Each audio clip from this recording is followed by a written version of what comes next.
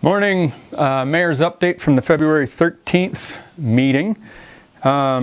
Whip through this quickly for you. Canada 150 community leaders. So we nominated 3 individuals to represent us for the Canada 150 celebrations that are happening all year in 2017. So Courtney Berlinget, Tammy Beach, and Duncan Scott are our local representatives for that. 3 people that are highly tuned into what's going on in High River and consistently give back in volunteer efforts for everything they with what they do and what the community needs. So this is a big one, and they were just here to give us a delegation to show us and tell us about the legacy project that they're working on, which is paving the only piece of pathway we have left to finish off paving, which is between 8th Street Southwest and all the way to 12th Avenue, the new berm that's on there. So there's a couple of ways we tried to get grants to get that done through the Canada 150 program. We were denied on those grants, but it's fantastic to see these guys that are climbing on board. So there'll be opportunity for businesses and individuals to donate towards that project to get that done. So our pathways are a huge asset in this town, so getting this finished off is fantastic. So thank you to the 3 of them for coming and sharing, and thank you for everything you guys are going to be doing all year long. It's going to be a busy time. So economic development branding presentation. So this was an exciting one. Shannon from Anstey's and Jody from ECDEV came and presented their findings from the council sessions they had, from the public engagement sessions, the open houses, the surveys they've done. They had 2 kind of pieces that were moving around to kind of, and it was up to us to kind of direct them as to where we saw it, and up for the community to direct them to start to fine tune this thing. So where it's gotten down to is the main focus of this is that we are a community that is rooted in people. I love where that's headed, because sometimes you get into this branding and marketing and communication stuff, and it can kind of take a different direction outside of your community. I think primarily for us that we focus on those of us that are here and why we are here, and define that. That will attract people that we want to come here and the type of person. We're not after just a demographic. We're not after an age group or a certain industry. We are after a certain group of people that are engaged and want to be a part of High River. And look at what we've been through. Look at our resilience, that word that keeps getting thrown around. But the fact is that we are deeply connected to each other in this community, and that comes a lot from the flood. Really enhanced that, and it's a very, very positive thing that came out of the flood. But it's something that we need to build on, and I want people to look at High River and look at this piece and go, you know what, I want to be a part of that. I want to become part of High River. So I love where these guys are taking this. It's in the right direction. There's so many assets. This is not the only tagline. That's not it. This is just kind of the focus piece of it.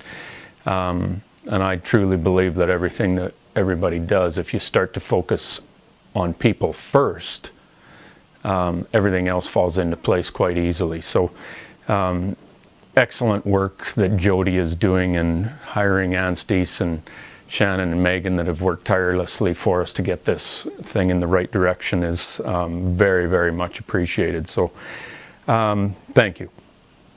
Foothills Regional Emergency Services Commission request for letter of support. So our dispatch, I guess it's 911 EMS dispatch, is currently handled through Alberta Health Services. This is just a letter of support to try to bring that dispatch back to FRESC, Foothills Regional Emergency Services Commission, to let them handle that on a local level. I completely agree with this.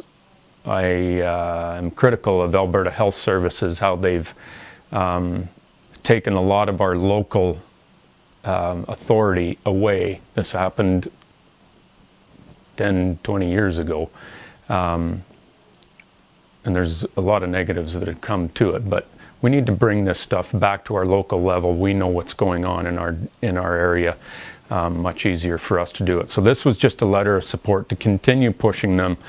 I understand the City of Calgary has just kind of been awarded that they get to keep their dispatch, and we'd like to do the same thing. So we'll continue on with that one. Canada Finance Subdivision Extension Request. This is a piece of land that's out there in the southeast where the slip ramp comes off of Highway 2.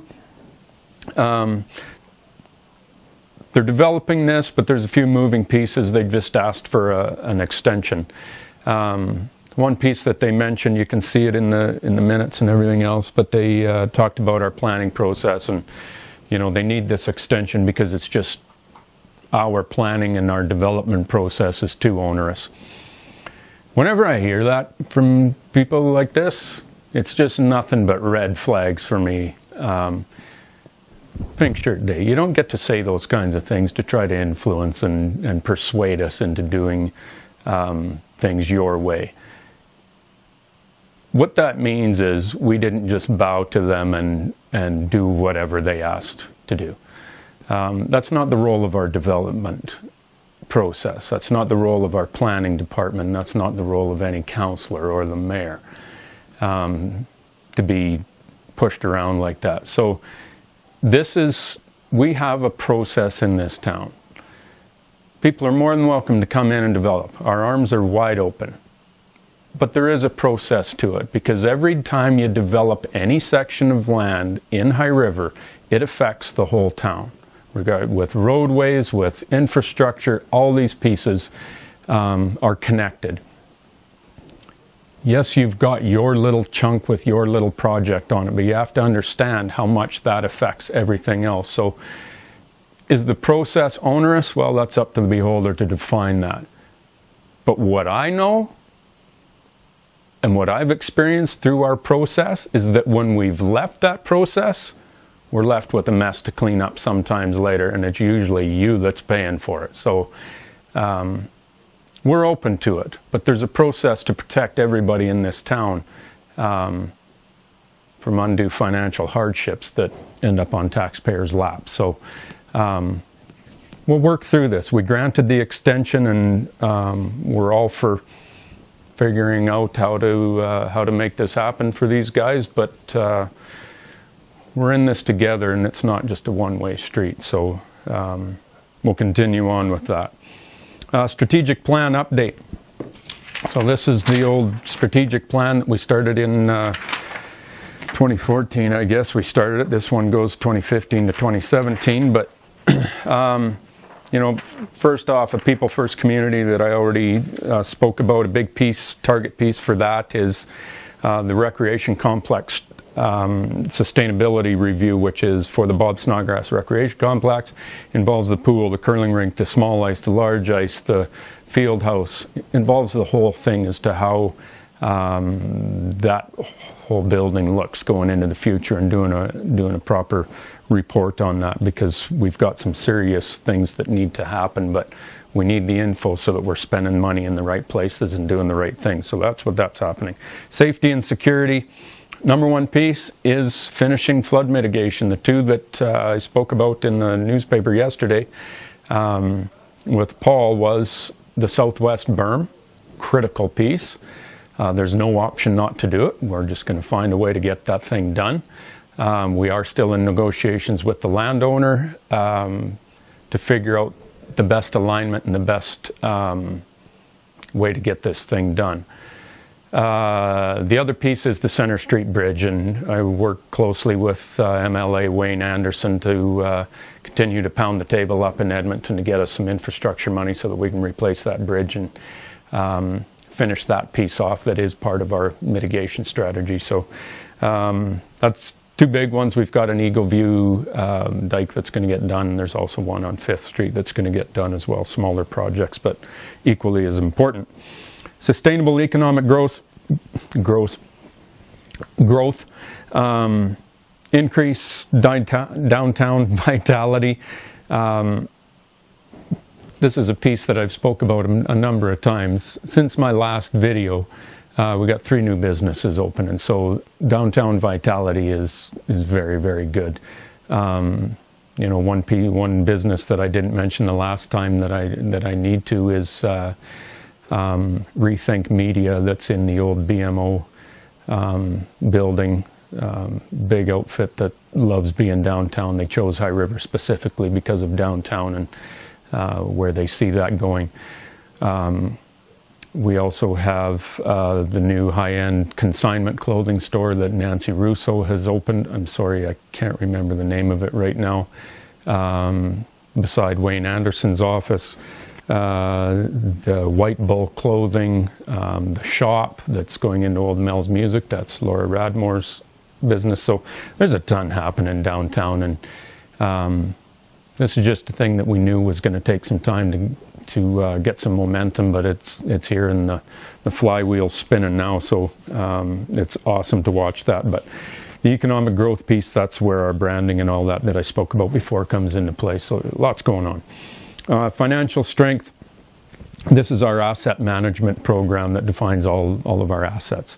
Sidewalks, roads, underground infrastructure, all those pieces, getting them documented so that we know how to manage those going forward. Critical piece. And providing, you know, cost-effective municipal services. So everybody, you know, nobody likes to pay taxes, but taxes is what gives us things. It's just all there is to it. We are very aware of where taxes need to fit based on the value that people want. The taxes that you pay need to be, there needs to be a direct value reflection to them. Okay. Pink Shirt Day. I'm going to talk about this stuff real quickly. This is all an awareness program for bullying, and the thing that about Pink Shirt Day, and when we talk about bullying, we're usually pointing the fingers at youth, that they're the problem. I'm here to assure you they are not the problem. Bullying is a taught behavior. You're not born with it, it's a taught behavior. So adults, we need to step up and we need to teach these kids proper ways of doing things. I'm going to talk about one thing. A few days ago, this is the second or third one that I've received, but death threats. Received another one the other day.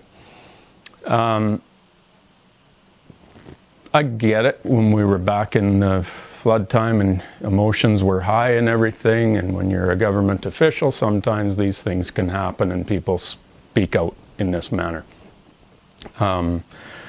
Completely empathetic to everybody's struggles, and sometimes you say things that you don't mean. I understand that. This one's a little bit different because it had nothing to do with the flood. It had nothing to do with anything. It was the fact that the guy's garbage was not picked up. Not on the right day, but just wasn't picked up at the right time. So phoned up the town and said he was going to kidnap and kill the mayor. The cops are coming to the guy's house. We've got zero tolerance for this kind of stuff, and the piece that I want to speak to on this is that if you want to influence, if you want to persuade anybody, not just government, anybody, whether it's business or your personal life, whether it's your wife, you got to do it with kindness and compassion, number one. That's just all there is to it. And you can't persuade somebody by uttering threats and being a bully. That's what bullying is. And I'll speak to the adults that I watch on social media. It's brutal and it's childish. It's not even childish because kids wouldn't even do that. It's just immature and weak, and it's wannabe tough guy stuff. If you want to influence, act with class and act with compassion and just be nice. It's simple. We will listen to you. My office door is open, and I don't care whether it's the time of when your garbage was picked up And I don't care if it's a development that you're trying to do. If you have issues and you need to talk about what your struggles are with that issue, my office is open. It's very easy to get a hold of me.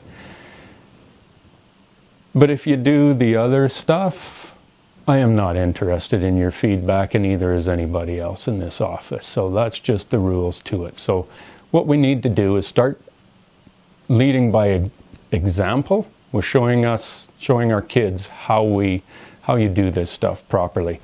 Pink Shirt Day, fantastic. It's one day this happens, though. This is something that needs to happen every minute, hour, and day of our lives to be able to properly influence people to get things done. So thank you very much. There's my speech for today.